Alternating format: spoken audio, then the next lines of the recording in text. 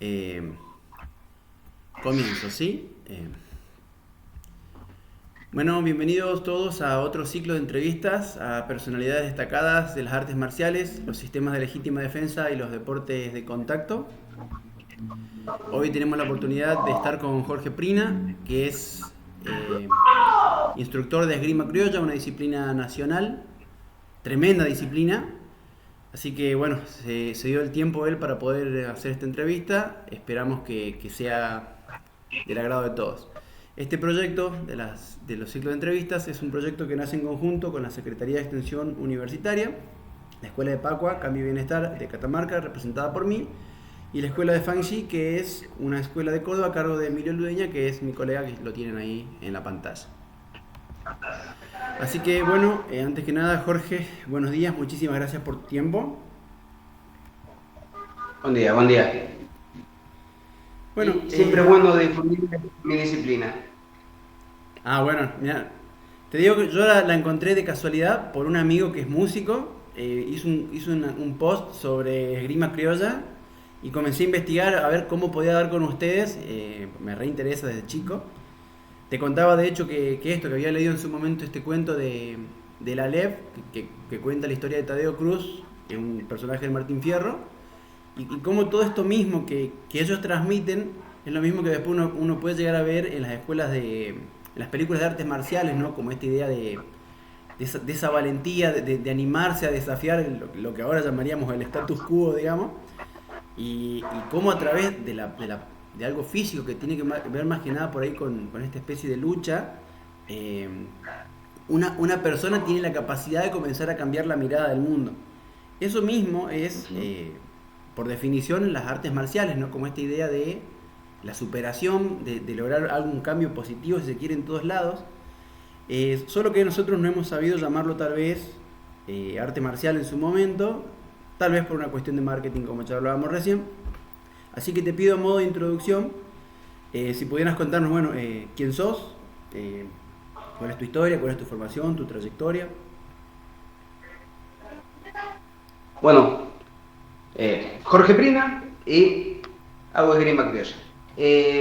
Hice otras disciplinas marciales. Por lo general, la gente que hace artes marciales tiene un recorrido hasta que encuentran afortunadamente lo que los identifica. Hice taekwondo mucho tiempo, hice aikido, kickboxing, incursioné y después hice defensa personal bastante tiempo, que ya enseñando. Aproximadamente en el 96 yo empecé a enseñar así defensa personal. Hice incursiones en taekwondo, la verdad no me fue bien como profe. A veces es muy difícil remar con llevar gente, todo. Bueno, y a la vez siempre yo tuve mucho patriotismo, podríamos decir, mucho patriotismo, nacionalismo. Me gusta mucho lo que es lo autóctono.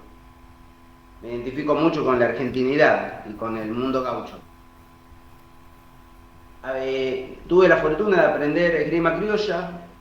Hay gente que enseñaba esgrima criolla hace mucho tiempo, pero era de una manera muy básico lo que se enseñaba. Aprendí, me pareció algo excepcional, que tiene muchos detalles que son... ahora vamos a ir con una pregunta que me has hecho que me parece que es lo que define por qué la esgrima criolla es útil y lo que me atrapó en parte de eso. Bueno, yo lo vi muy real, muy práctico, lo incorporé a las clases de defensa personal y en el lapso de aproximadamente 2 años la clase era esgrima criolla y no era defensa personal. Y ese día dije, no enseñé más defensa personal, me dijo al esgrima criolla. Y eso fue en el 2004. Bueno, A partir del 2004 hasta la fecha no dejé de enseñar nunca esgrima criolla.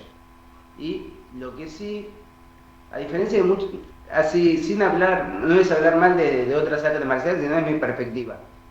Un arte marcial podríamos dividirlo en tres: artes marciales tradicionales, que son las que fueron creadas hace 500, 800, 1200 años para un enemigo común, en un terreno común específico, un enemigo específico, con los elementos que tenían específicos.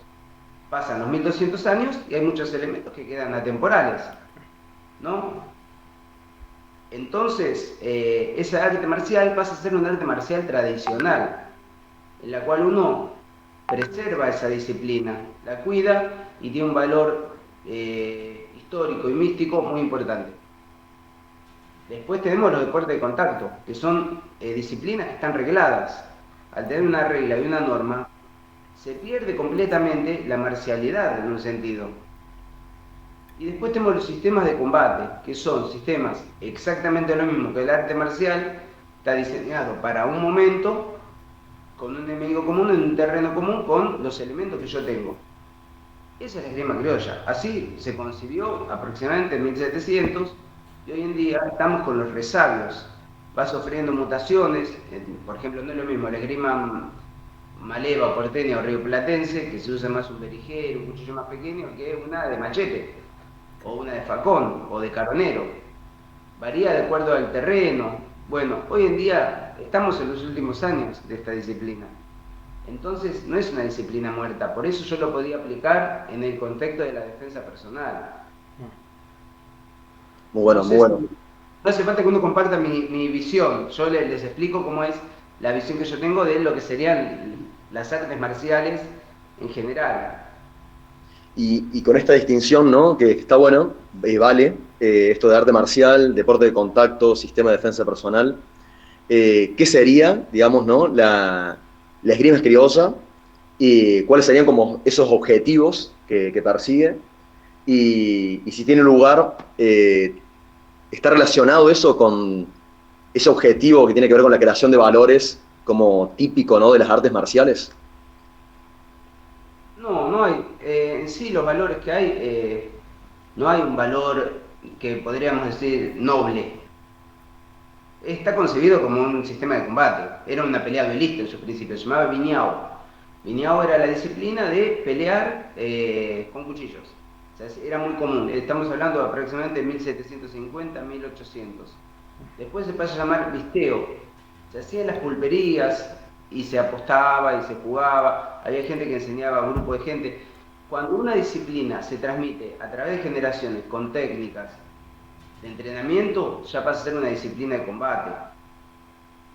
Si no tiene una transmisión y jugamos, no es un juego. Esto no era un juego, esto era aplicado a la pelea, tiene una norma y bueno, la norma se tiene que cumplir, si no, no queda fuera.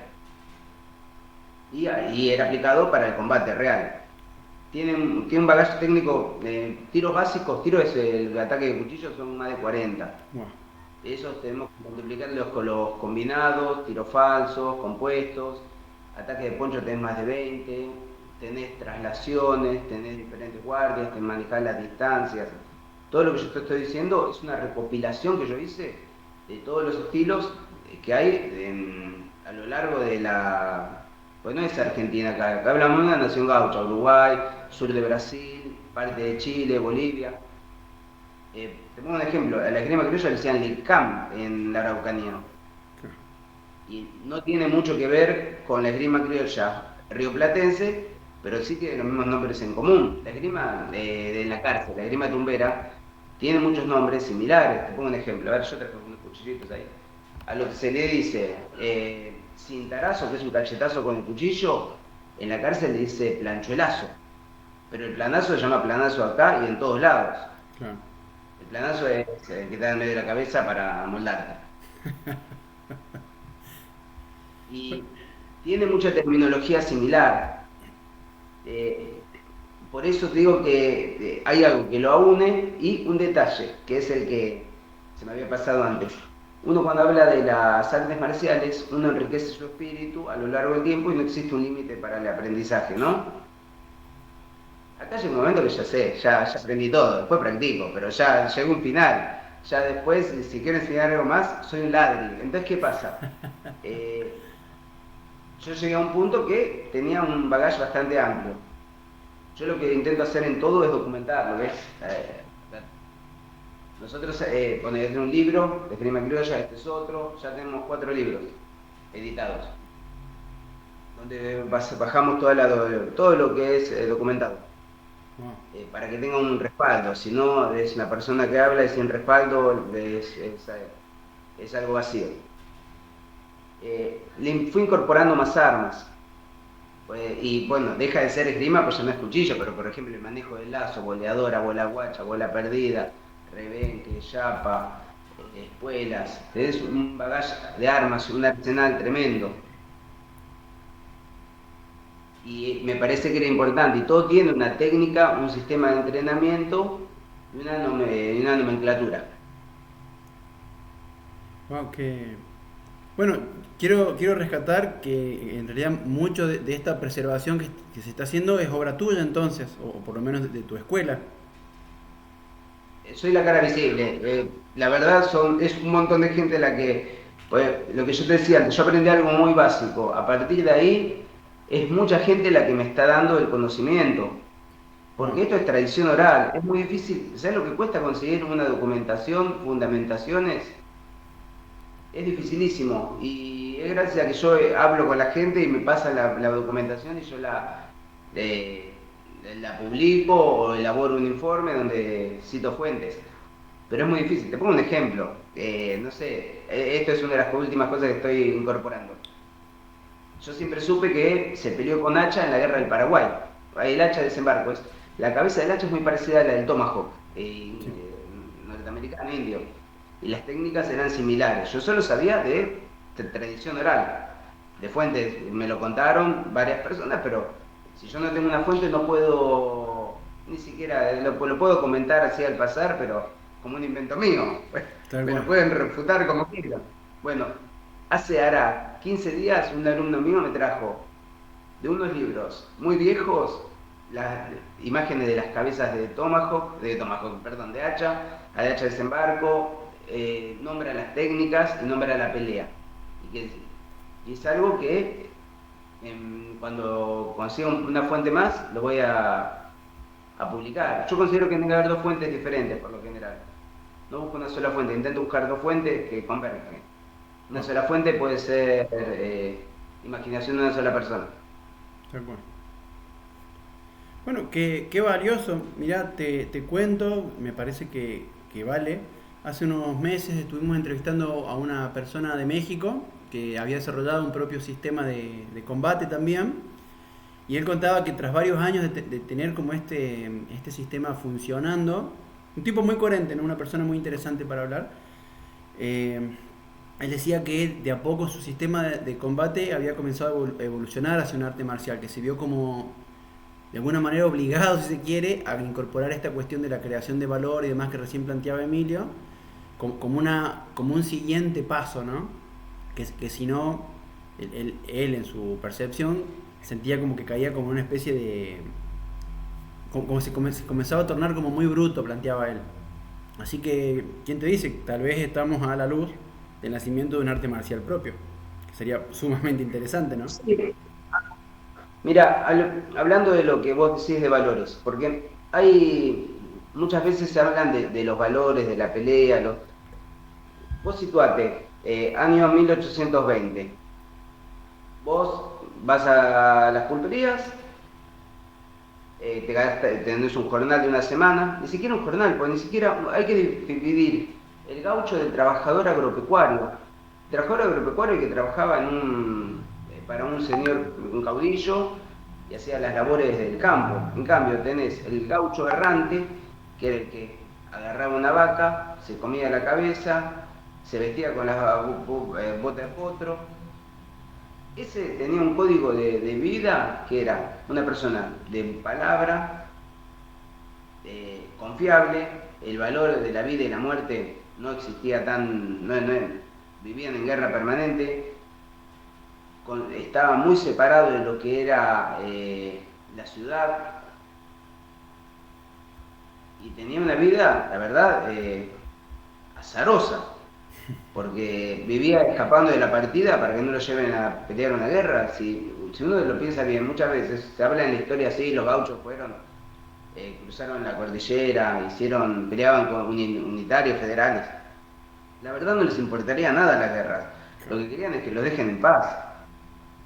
Las pampas son gigantes, vivían ahí, llegaban los soldados a las partidas, se los llevaban todos de fortineros. Ese es el verdadero gaucho. Después tenés el que está domesticado, que es el que era el trabajador agropecuario.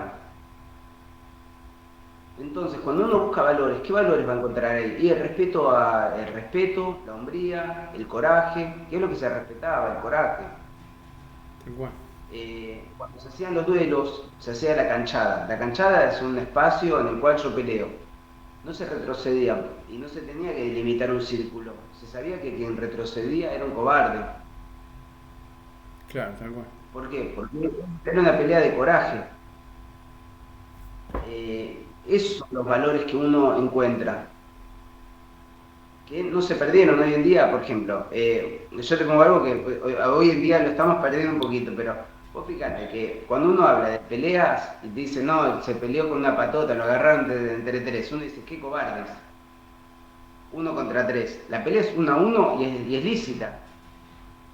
En cambio, uno se va en el exterior, no es lo mismo. Yo hice un trabajo yo trabajé en un penal, ¿no? En el penal de Hornos, dando clases de grima criolla. Tengo bastante conocimiento. Y me hicieron una entrevista en Rusia sobre las cárceles rusas. Y el entrevistador estaba sorprendido que acá las peleas en las cárceles se respeta la pelea de 1 a 1. Porque allá son todos traicioneros, te clavan el cuchillo por la espalda. Y eso es algo típicamente latinoamericano, el 1 a 1. Mirá vos.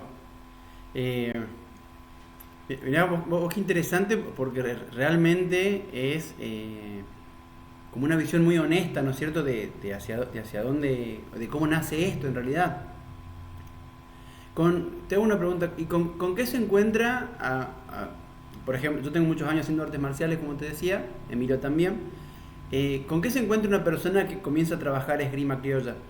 Sé que me dijiste que comenzamos con un cuchillo, después mencionaste un montón de armas de impacto y de arroje, sé que también usan facas, digamos, porque de hecho está en el símbolo de la escuela.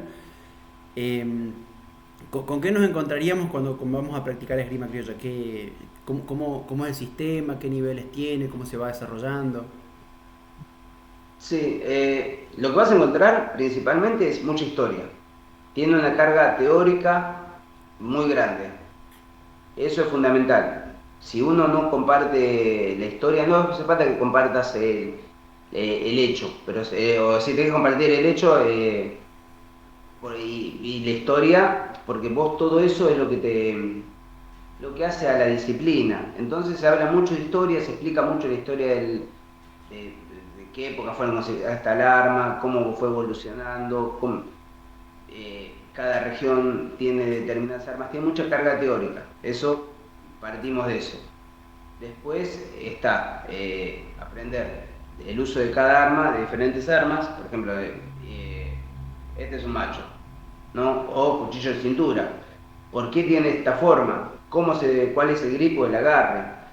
¿Cuántas formas de agarre hay? Y bueno, después el uso del poncho, y después lo que tenemos mucho son los visteos. Los visteos vendría a ser como un sparring. Cada sparring tiene diferentes modalidades. Hay modalidades que son, por ejemplo, agarrando cada uno con la izquierda, agarra el poncho. Entonces trabajamos una distancia. Okay. Se puede hacer sobre el poncho. El segundo lo pisa y no puede salir. Puede hacerlo a primera sangre, es a un primer toque. Se puede hacer punteado, que es donde sería una imagen más deportiva. Tenés una variante y después lo que tenemos también es el uso de otras armas, que es, por ejemplo, boleadoras.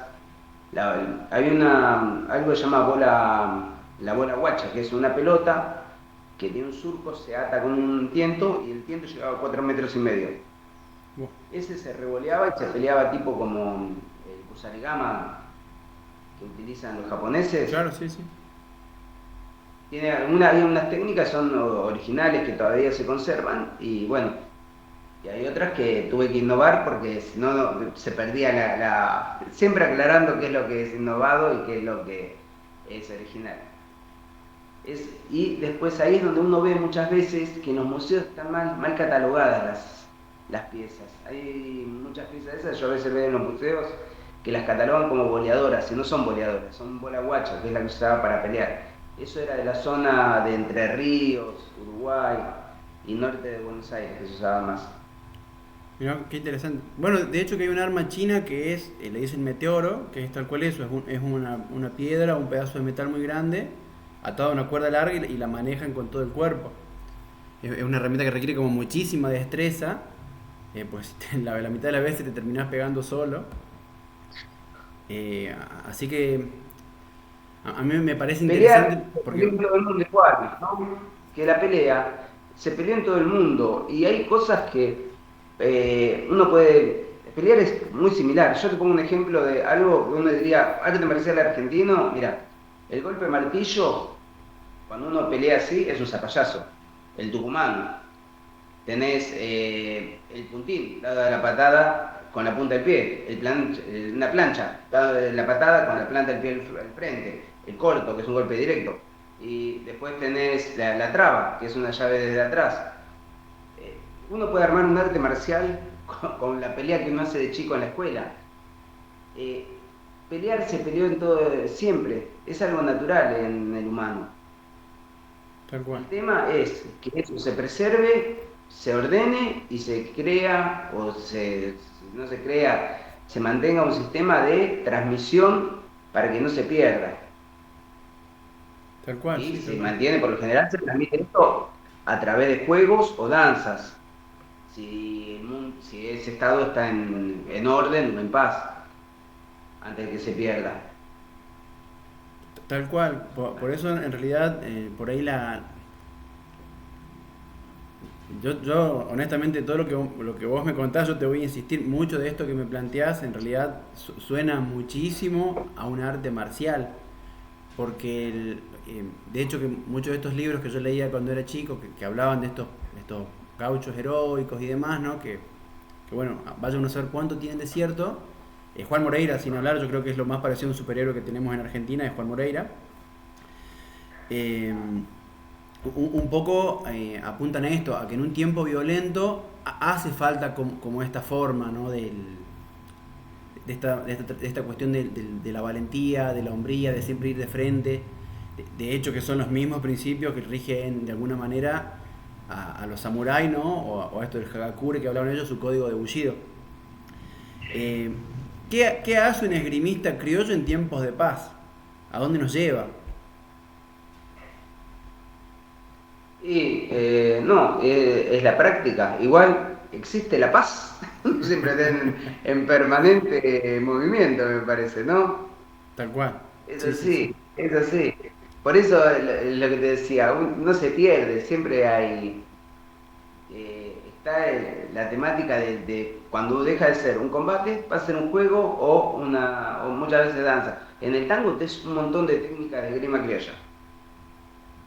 Es cierto, hay Se ve. danzas inclusive que trabajan con cuchillo y demás. Sí, por eso es bastante visto en diferentes disciplinas cómo se introduce. Es bastante interesante. Después también, así como eso, que vos me decías Juan Moreira. Mira, te cuento una historia para veas cómo el cuchillo participa en muchas. Pichihuinca fue un indio que era un indio medio bravo. Cuando está la conquista del desierto, se junta con Roca para ser un indio que apoyaba a Roca. Termina la conquista del desierto, a Pichihuinca lo mandan a la isla Martín García y al hijo lo mandan de sirviente a una familia en Buenos Aires. Tiene 15 años, se escapa, se sube a un barco, el primer barco que ve en el puerto, el barco iba para África, termina en Sudáfrica, él se llamaba Pedro Ferreira, el hijo de Pichihuinca.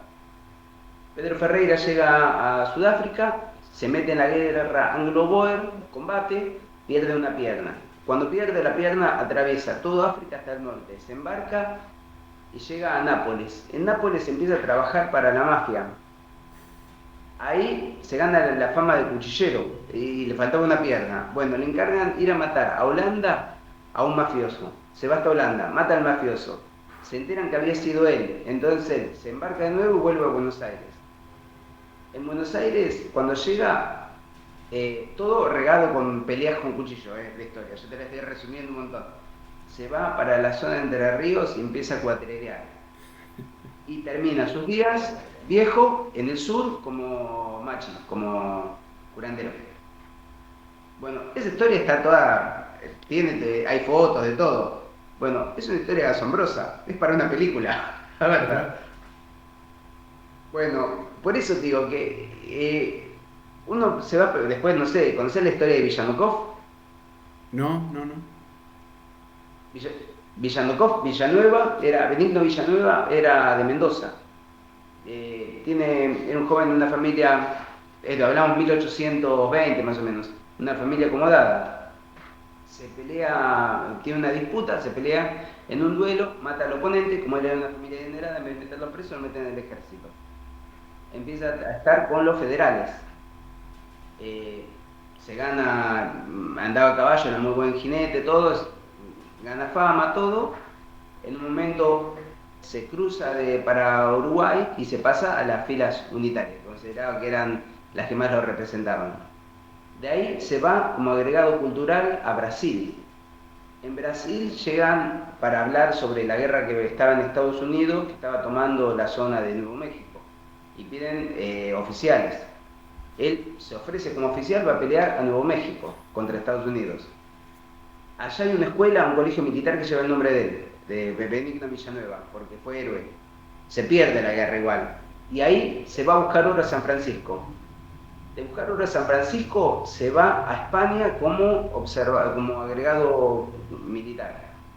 En España le encargan que sea observador en la guerra de Crimea. Él se va a la Crimea a ser observador, ve a los cosacos de Sarapó cómo peleaban, caballistas, y dice, pero estos hombres son revalientes, yo estoy con tu observador, yo no puedo estar acá. Y va y se une a los cosacos. Termina siendo atamán de los cosacos, que es el jefe del grupo de los cosacos. Ahí les enseña a pelear con boleadoras. Se casa con la sobrina del mariscal y termina siendo un soldado re importante en Rusia, y sus días terminan en Afganistán desaparecido. Bueno, es una historia asombrosa. Todo eso está documentado también. Y allá se cambia el nombre a Villanukov. Él siempre mantuvo su argentinidad marcada. Y bueno, mira, te cuento. Yo hice un entrenamiento de armas con un grupo era del sistema, que era un grupo, todavía lo que es las unidades de cosacos existen los atamanes, Claro. que son los jefes de la región que hoy en día es Crimea. Hace unos años un entrenamiento conjunto con ellos. Y el atamán me decía que conocía la historia, que ya la cuenta como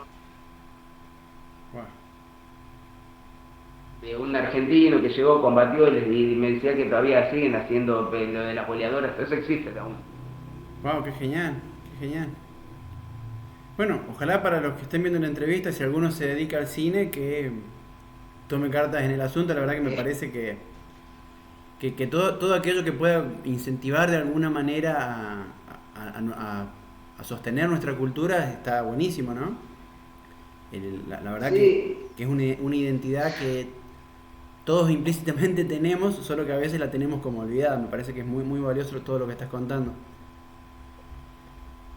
Muy bien, como, como para ir terminando, si te parece, ¿qué recomendaciones le podrías dar a los nuevos practicantes que se quieran acercar a esta práctica, o a aquellos que quieran comenzar a incursionar en toda esta cuestión de lo cultural, la esgrima criolla y demás? y esto es una disciplina que es para aprender nuestra cultura, nuestra tradición, que no se debería perder y hay que cuidar. Tenés un bagaje técnico bastante amplio, uno aprende a usar, por ejemplo, acá yo todavía he traído un par de cuchillos. Esto se llama alfajor. Es un Alfa, como la cuchillo comida. curvo. Como la comida, sí. En un principio, entre los primeros pobladores que vinieron de Europa, venían muchos de Andalucía, andaluces. Los andaluces tienen una gran carga mora. Entonces, entre los cuchillos que venían, habían dos principales. Este, que es un flamenco, que si uno lo ve, es muy similar Tal cual. a un macho, y venían con uno que era curvo, que era el alfanje chiquito, le decían alfajón. Ah, ya entendí de dónde viene el nombre. Claro, ¿cómo sabemos que es un cuchillo de pelea? Por el cómo se agarra. Esto así no me sirve. No me sirve de mucho. Y así es una voz para trabajar en el campo. Tal cual. Tiene doble filo entonces, filo por dentro y filo por fuera. Filo, exacto. Este es el que estuvo más presente hasta el 1800. Y, Después del y 1800 empieza a aparecer lo que serían los facones. Esto es un facón. El facón en sí el facón no tiene tiene una definición clara, pero no tiene una forma estricta. Era un hierro, rezago de espada, bayoneta, cualquier cosa que le saco filo, punta y lo encabo. claro. Se le podía poner un gavilán, en este caso este se llama despenador, no tiene gavilán. Los despenadores, se decía que cuando uno mataba a alguien con un despenador, el alma no descansaba. Mirá, qué interesante eso. Y el facón se usa también como elemento de sisa, digamos, de corte así como destajo, o es solamente punta? No, no, sí, corta y pincha, tenés lo que se llamaría, esto es un hachazo. Claro, Puede ser un hachazo justo, que es en el lugar, un hachazo pasante, tenés el picotazo, esto es un chuzazo, puñalada, citarazo, tenés bastantes tiros, hay un bagaje técnico amplio. Y después lo que tenés son con el poncho lo que se utiliza. Tenés guardias defensivas, guardias ofensivas, tenés desplazamientos laterales, después lo que tenés son desarmes, con el mismo poncho puedes armar a una persona. claro. Sí. Yo he visto en algún momento, y de hecho que es algo que se usa en muchas escuelas de artes Pará, no voy a marciales. correr que hay un ruido tremendo acá. A ver, a ver. Bueno, yo te voy contando mientras tanto que muchas escuelas de artes marciales mantienen esto todavía de utilizar las chaquetas y demás en un antebrazo a modo de escudo, que entiendo yo es una de las Sí, utilidades que tiene el poncho a nivel de combate, ¿no? sí, sí, sí, bueno, el poncho utilizado como defensa es espectacular, no te cortan nunca, es muy difícil que te corten. Wow. El brazo, digo, Sí, sí, lo no pasa. Es una variación, son aproximadamente 8 vueltas. Y después lo que tiene el impacto del flecazo, que mucha gente cree que eso es como la pelea de capa y espada. El poncho cuando uno tira, lo que tiene que impactar es el fleco en la vista. Para que haga esto, yo lo busco la reacción o el reflejo, que es claro. incondicional. Y ahí es cuando uno aprovecha.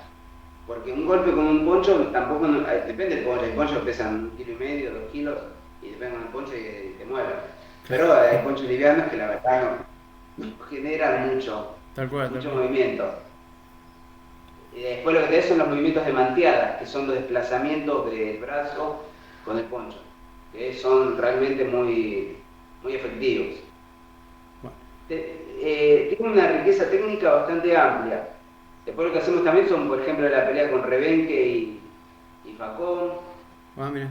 el trabajo de chuza. La chuza es muy diferente del sistema de chuza que es lo que sería la lanza. Porque el sistema que llegó de lanza a América era... antes te termino el concepto que te había dicho antes y te hablo de la lanza. El alfajor, que es el cuchillo que te mostraba antes, en 1800, cuando están las invasiones inglesas, es cuando se deja de ver mucho, porque necesitaban cuchillos, armas. Entonces lo más rápido que fue es encavar trozos de espada y hierros. Claro, tal cual. Hacer un cuchillo curvo, forja es muy difícil, aparte no es que tenemos una riqueza de metales como para andar forjando cuchillos. Y ahí es donde empieza a aparecer más el facón, concebido como un cuchillo de pelea. No es común que haya un cuchillo de pelea en el mundo, como te decía antes. Este cuchillo nace como un arma propia, como un arma de pelea. Y la lanza, los ejércitos europeos que ingresan a América peleaban en formación. La lanza, acá no era formación, cada uno peleaba con la lanza. De hecho, hay una variedad tremenda de peleas de chuza. Hay unos movimientos que son comunes por un tema de los grupos aborígenes que se nuclearon en la zona de La Pampa y tienen mucha técnica en común. Pero tenés un estilo de pelea que es por persona, único. A lo que me refiero es técnica individual, no en grupo. Y mucha técnica de la que se utilizaba, usaba mucho lo que son los estribos para impulsarse en el golpe. Las técnicas acá no usaban estribo, nada, se montaban a pelo. ¿Cómo Bueno, de igual manera es como muy interesante. De hecho, te cuento, yo me crié en Formosa, que es una zona bastante gaucha, todavía si se quiere. Eh, Y tengo amigos que trabajan en la policía y ellos me contaban que tuvieron hace no muchos años enfrentamientos con asentamientos de originarios que había que moverlos porque el gobierno requería las tierras y cosas así. Y la pelea de ellos era con cuchillos atados a palos, cual chuza, ¿no? claro. Y contaban que más allá de lo ágiles que eran con el uso del arma, que, que había como toda esta cuestión que vaya a saber si ellos la siguen entrenando o simplemente les queda el recuerdo y uno tiene como esta memoria celular que a veces dicen y que fue bien complicado para ellos, inclusive con las tecnologías actuales, los escudos y demás, poder hacer la reducción de esos grupos, que de hecho no lo hicieron. Terminaron yéndose y terminaron mediando a través del Estado, que les dio otras tierras y demás. Es como súper amplio, digamos, como todo lo que hay sobre armas y esto que estamos haciendo de nuevo, de tratar de unir. Recién este cuchillo que vos me mostrabas, el alfajón, digamos, la verdad que es muy muy parecido al kukri, no sé en cuanto a pesos, no sé qué masa tiene este cuchillo que vos me decís, pero viste que el kukri es ese machete de los gurkas, Sí. que es una arma re pesada, digamos, debe pesar como 1 kilo cada cuchillo. El kukri tiene el peso adelante, porque va a ser un machete para abrirse paso en la selva. En este caso, el alfajor es liviano. La hoja tiene un peso equilibrado. Y después depende cómo se agarra, es para pelear contra varios o contra pocos. Y también fue en la época de la mazorca, después de 1820, se utiliza como cuchillo de huello. Y se usaba para la refalosa federal, ¿lo ubicás? La danza. Sí. Bueno, eso se utilizaba, se cortaba a los unitarios con un alfajor justamente y los hacían sangrar. Y ahí nace lo de la refalosa federal que se movía. Y era ese mismo cuchillo. Re Y violenta la después se historia. termina viendo, después de 1860, en Uruguay, que se usaba también mucho para el de huello. Claro, tal cual, sí, la En la Sudamérica fue forma un invita a poquito eso, usada. digamos. Y después esta otra arma que vos me decías, el macho, ¿no? Que era Sí. muy parecido a este cuchillo andaluz. Cada arma tiene como una circunstancia ideal, digamos, como decir, yo sé, la verdad que siempre lo llevo a lo que conozco, ¿no? Que nosotros en espada tenemos espadas largas para campos abiertos, armas más cortas para espacios cerrados, ese tipo de cuestiones. No, ahí tenés, vos tenés diferentes cuchillos. Hay un detalle que hay que tener en cuenta. Si había un duelo, yo tenía mi cuchillo, vos tenías el tuyo, no Claro. importa el tamaño. Por ejemplo, Juan Moreira llevaba una daga, era un caronero con gavilán, medía 84 centímetros. Si yo tenía un facón que tenía 40 centímetros, era mi facón, él tenía su caronero, no es que veíamos que las armas sean iguales. Ahí cuenta la habilidad de cada uno. Claro. Igual Que que desigual 80 centímetros contra 40, ¿no? no, ¿ves? Ahí entra de vuelta lo que hablábamos antes. Eso es coraje. Tal Yo no cual. me acobardaría porque el otro tiene un cuchillo más grande. Porque ¿en quién voy a confiar? En mi destreza, Tal en mi cual. habilidad. Cuando uno habla de linaje, muchas veces uno se remonta, no, a mí fue mi maestro tal, no. El linaje de un gaucho nace en la punta de su facón y termina en su mano. Wow. Porque en la cancha estamos solos y ahí es donde se ven los pingos. Qué valioso lo que acabas de decir. Creo que eso termina siendo tal vez lo más importante. Termina siendo importante como el ser humano en la trayectoria de su vida y no tanto la historia que tiene de fondo, ¿no? En esta cuestión del duelo, digamos, del hecho práctico. Sí, la pelea duelista también, pensá que era muchas veces la primera sangre y no era común que se maten en los duelos. Pensá que era un paraje en el cual se conocían dos de toda la vida y una noche, porque se desconocían un poco, no se iban a matar. Claro. Muchas veces era zanjar una discusión. Yeah. Esto que me decía vos, la primera sangre es como un...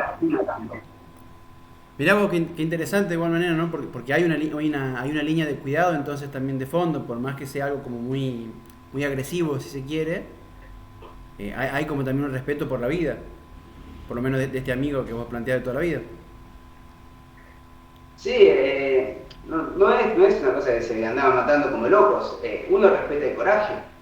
Y una discusión en la cual uno tiene una disputa con el otro, era eso, se arreglaba con un primera sangre, que era el mal. Se cortaban y ya terminaba. A menos que haya más alcohol del debido y no acusaba el corte. Pero ahí vos qué estás demostrando si vos no acusás el corte o no acusás que perdiste. Y ahí es donde entra lo que yo te decía, que no hay códigos. Ahí sí, siempre hubo códigos. El gaucho siempre tuvo mucho código. Y respetaba el honor del oponente. ¿Qué? Vos fijate un detalle, que es, uno lee historias, lee libros, todo, y siempre historias de gente cobarde, entonces, Lauro Viana, que es un poeta del principio del siglo XX, decía que no hay historia de gauchos flojos en la Argentina. Todos los gauchos que hay acá, son gauchos bravos, Juan Moreira, Martín Fierro, Don Segundo Sombra. No hay historia de cobardes. ¿Por qué? Porque no hay tiempo para ser cobarde. Fueron tiempos tumultuosos.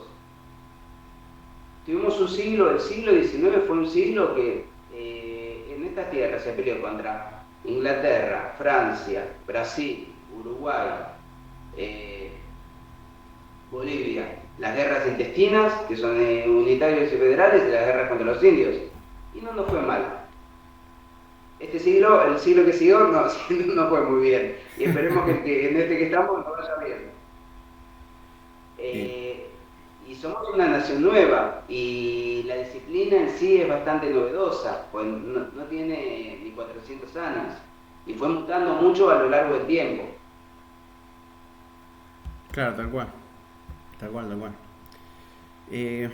La verdad que te dio totalmente otro paradigma, es pararse desde otro lugar a rever un montón de cuestiones que uno tiene por ahí como hasta muy incorporadas y dadas por hecho, ¿no? La verdad que te agradezco en este sentido. Para mí por lo menos un abrir de ojos de un montón de situaciones que uno comienza a intuir, sospechar, o a lo mejor nunca ni siquiera le presta atención, pero nos para en otro lugar y me parece como recontra valioso. No sé, Emi, si vos le querés preguntar algo, ¿cómo estás yo estoy como muy, muy, muy absorto con lo que estás contando? En realidad lo que como resignifico esta idea de que hablamos de los valores, ¿no? Y qué importante la puesta en valor que estás haciendo de un arte tradicional, como autóctona, por así decirlo, que eso está muy bueno. O sea, ahí yo creo que está como una gran puesta en valor, ¿no? Sobre nuestras tradiciones, o de Latinoamérica, etc. Eso me parece que es muy valioso, y ni hablar cuando hablas de esta justificación histórica o documental, o no solamente la oral, y que me imagino que debe ser recontra re difícil encontrarlas, lo que me lleva a otra cosa que lo vemos constantemente a la hora de abordar las temáticas en los instructorados con Zahir, y que de hecho lo hemos dialogado con diferentes personalidades, y que muchas veces se habla, ¿no?, de las artes marciales tradicionales, ¿no?, como que súper míticas, y que en realidad muchas se formaron en el mundo contemporáneo, ¿no? el Kung Fu, el Shaolin, cosas que se hablan de que son re tradicionales, en realidad son re contemporáneas, ¿no? Y vos estás emprendiendo algo que es realmente, parece perdido y hablas como que es nuevo en el sentido de que recién ahora se empieza a revalorizar o gracias a escuelas como la tuya, eh, se puede abordar nuevamente, ¿no? O sea, eso me parece tremendo, ¿no? Ahora, ¿cómo crees, digamos, más allá con tu experiencia y demás, que se podría, o toda esta actitud que estás hablando, o este emprendimiento, ¿no? De las armas como tradicionales, ¿cómo lo podrías aplicar al mundo contemporáneo o cuál sería esa aplicación que ves para el tiempo moderno, ¿no? Más allá que no puedes sacar el cuchillo para una discusión, pero por ahí cómo se puede por ahí traducir esto al mundo contemporáneo, ¿no? Al día a día. Lo ideal es no utilizar nunca el conocimiento de que lea en la vida real. Yo así no lo publicito, pero trabajé contratado para diferentes fuerzas, acá en Argentina y en el exterior. Hay un mundo civil y un mundo de las Fuerzas Armadas. Ese que tiene que resguardar nuestra seguridad. Hay normas las cuales se deben cumplir. Cuando no se cumplen las normas, estamos en un problema. Vivimos una época, un tiempo especial de bastante caos. ¿Sirve aprender a defenderse de esta manera? Sí. Yo que le recomiendo la prevención. Siempre le recomiendo la prevención. Hay un montón de medidas de prevención que la gente no hace y termina en un problema por no haber tomado las medidas de prevención. Yo no sé cómo estará allá. En Buenos Aires está muy feo. Está muy feo.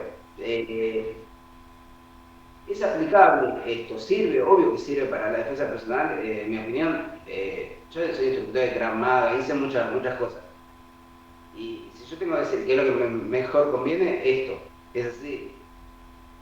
¿Por qué? Y porque, ¿qué me voy a poner a reducir a una persona con llave? No, tengo un arma, la uso. No, si tengo un revólver, también lo uso. Si tengo una pistola, también lo uso. Ahora, hay una norma que uno debe cumplir. Y debe acatar la norma porque vivimos en un estado de derecho. Un estado civilizado, es lo que buscamos. Es aplicable a la defensa personal. Esa es la realidad. Ojalá no tengamos que usarla. No quiero extenderme mucho en la respuesta porque si no sería políticamente incorrecto. Igual está genial lo que acabas de decir.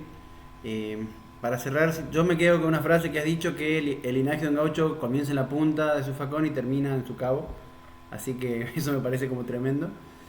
¿Hay algún tipo de sacralización que se hace sobre el arma que tiene la persona? Como decir, esta es mi arma y la cuido y demás. ¿Cómo? Disculpa, no te escuché. Si hay algún tipo como de... No es la palabra adecuada, ¿no? Pero como de veneración hacia el arma que uno lleva consigo, ¿o es simplemente una herramienta? Es una herramienta. El arma es esto. Wow. Así, no, el arma es mi mano y mi cabeza. Todo lo demás son herramientas. Qué maravilla. Uno no venera una herramienta. Wow. Es así, uno no tiene que venerar nada. Es mi opinión.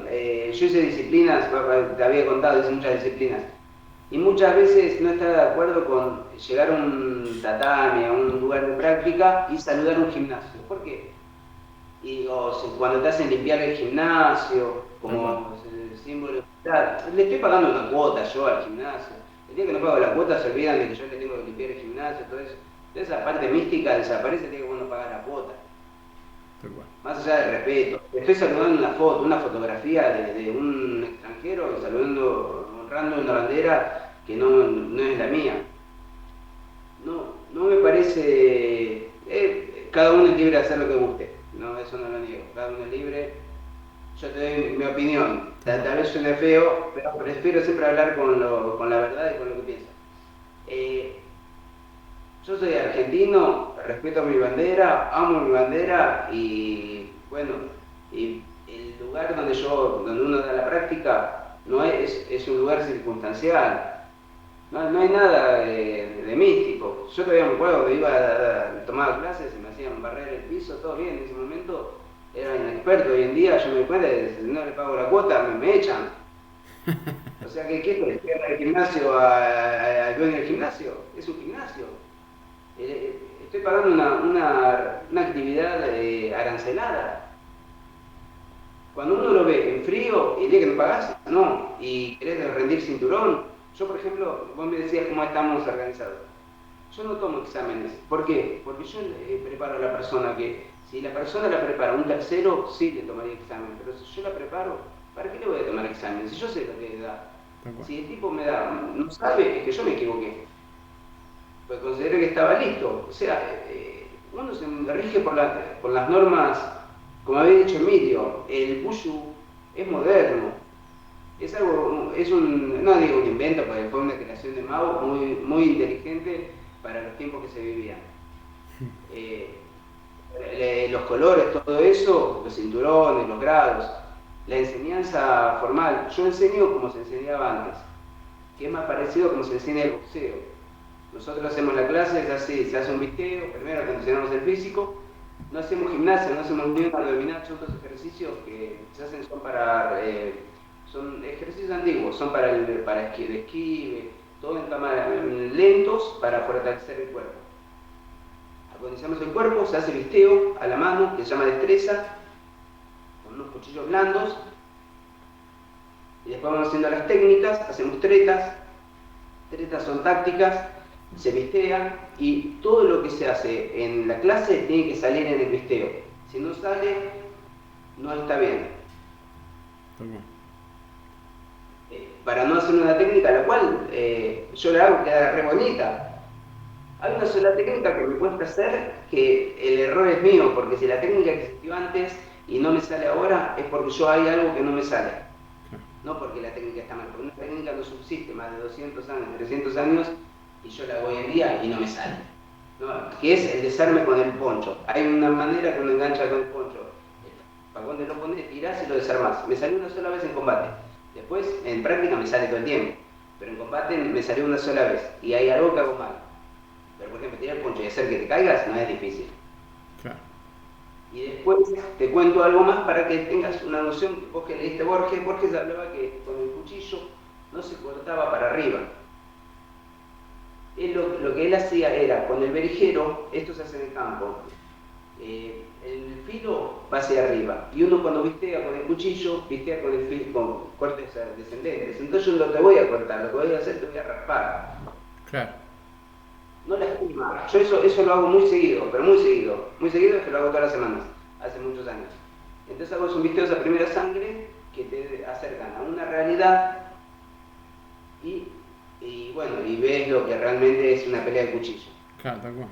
Tenés un peligro, lo obvio que lo hago con gente que sé que no se va a equivocar. Un peligro acá, estoy contando otra historia. Tal cual. Y ahí uno tiene la comprobación. Wow, bueno, desde ya que yo te agradezco, Jorge, por tu tiempo. Me parece tremendo todo lo que contás. Aclaro que das clases, por lo menos de la parte técnica, das clases virtuales. Yo ya te avisé que me voy a estar sumando a alguna de tus actividades y esperemos que en algún futuro podamos pensar en ampliar esto por Argentina, ¿no? Me parece como súper valioso. Veremos qué podemos hacer desde la escuela de Pacua, a lo mejor desde la universidad, a ver si podemos dar algún tipo de apoyo como para dar a conocer esto que realmente es, como decíamos recién, parte de nuestra cultura, es algo propio. Y será bienvenido. No hay que perder la tradición, es así. Y la tradición no son solo las danzas, tal cual. Es todo lo que nos da la idiosincrasia y la identidad criolla. Bueno, nuevamente, Jorge, gracias por tu tiempo. Emilio, no sé si querés agregar algo, pero de mi parte, muchísimas gracias. No, muchísimas gracias. Vale. Les agradezco la posibilidad de compartir la esgrima criolla con ustedes y Y bueno, si alguien tiene alguna inquietud, alguna pregunta, en las redes, siempre soy de Grima Criolla, no soy muy difícil de encontrar. Es así, no soy difícil de encontrar. Muchas gracias. No hay compromiso de nada. Yo por lo general lo que digo es esto, que quiera saber algo, no, me pregunta y yo respondo todo y no hay que tomar clases ni nada de eso. Esto es historia y no es mía. Y lo que te dije antes, yo no estoy solo. Es un montón de gente, soy una cara visible nada más, pero hay un montón de gente que logró que esto esté así. De hecho, cuando yo comienzo, yo no iba a hacer nada. A mí me ofrecen enseñar en la escuela de penitenciaría. Te hablo en el 2003 más o menos. Y yo digo que no quería enseñar. Que estaba bien ahí, no sé por qué dije que no, me hubiera dicho que sí, pero bueno, dije que no me interesa, estoy bien acá en el gimnasio. Y la persona era el jefe de la unidad. Y me dice, hacete un logo. Yo tengo un tatuaje que es el logo. Y no sabía, dibujo paso el logo ese, y al otro día viene y me trae los flyers, tarjetas, todo, y me dice, mira, empecé a difundir esto, que esto no es una picardía que se pierda. Y así es como empecé a enseñar. Wow. Después de eso, me llaman de Estados Unidos para ir a dar un seminario de Grima Criolla. Yo no tenía redes, nada, yo no soy muy tecnológico. Y bueno, y la persona de Estados Unidos me dice que me había visto, no sé, un video de otra persona que yo estaba. Y me dice que haga un canal para difundirlo allá, porque si no, no tenía que explotarlo de alguna manera. Y así es como nace el canal. Todo fue naciendo porque gente que me pedía cosas y a la vez no lo hacía yo solo. Claro, tal cual. Después, no sé, acá hay un terciario de folclore, ¿no?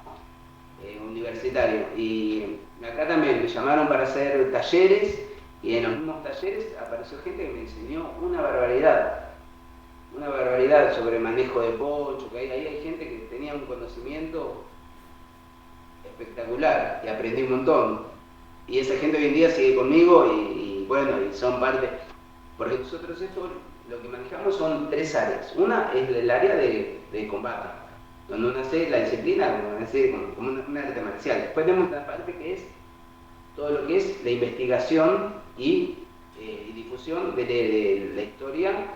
Se llama polotecología al estudio de las armas, su técnica y su historia, de la polotecología criolla. Y después tenemos otra área de recreación histórica, que es donde realizamos las exhibiciones y muestras, donde mostramos los atuendos típicos, armas típicas, y se explica. Wow. En eso se divide las 3 áreas. Tremendo, buenísimo.